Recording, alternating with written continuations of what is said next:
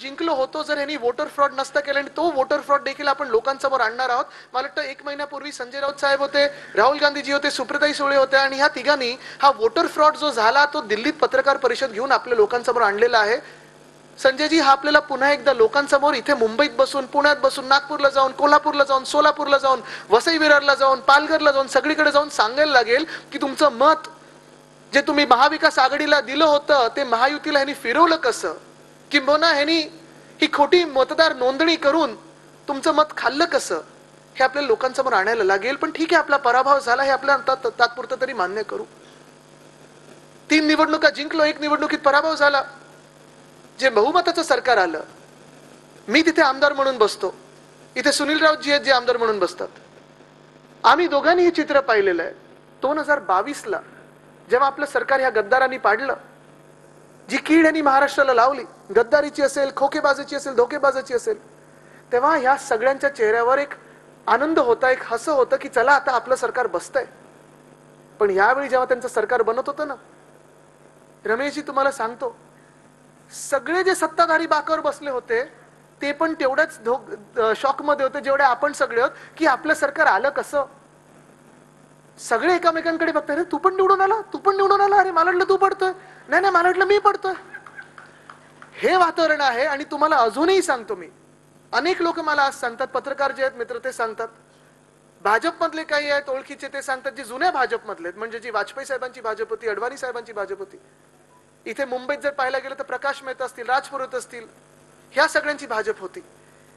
ज्यांना अजूनही शिवसेनेबद्दल थोडं प्रेम आहे, उद्धव साहेबांबद्दल प्रेम, आणि ज्यांना वाटतं की आजची भाजप आहे ही कॉन्ट्रॅक्टर लोकांची भाजप आहे, ही भाजप नाहीच आहे, ते मला सांगतात की आदित्यजी अजूनही आम्हाला माहित नाही आमचं सरकार आलं कसं. आणि मंत्रालयामध्ये तुम्ही गेलात तर वातावरण असं आहे की ह्या सरकारला ऑलरेडी 5 वर्ष होऊन गेलेले आहेत, सगळं काही हळू चाललेलं, हळू चाललेलं, हळू चाललेलं.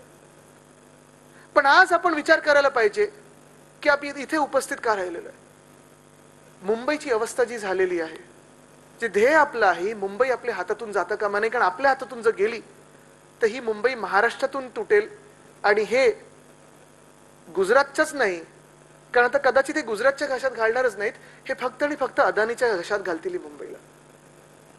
तिथे आपल्याला लढणं गरजेचं आहे, तिथे आपल्याला जिंकणं गरजेचं आहे, तिथे आपल्याला जातपात धर्म, कदाचित मी तुम्हाला हेही सांगेन, पक्ष विसरून शिवसेना उद्धव बाळासाहेब ठाकरे पक्षाच्या मागे उभं राहणं गरजेचं आहे. कारण ही मुंबई जर आपल्याला आपली ठेवायची असेल, या महाराष्ट्राची ठेवायची असेल, तर तुम्हाला लढणं गरजेचं आहे आणि जिंकणं तर गरजेचं आहेच. डोळे उघडून काम करणं गरजेचं आहे. बूथ मॅनेजमेंट, मला अनिल देसाई साहेब त्याच्यावर बोलणार आहेत. पण ते होत असताना आता मी ज्या रस्त्यावरनं येत होतो, मी तुम्हाला थोडी झलक देतो. मग तुम्ही ठरवायचं ह्या मुंबईसाठी लढायचं की नाही लढायचं. सुरुवात जर करायची झाली तर ह्याच महाकवी कालिदास नाट्यगृहाकडून करूया.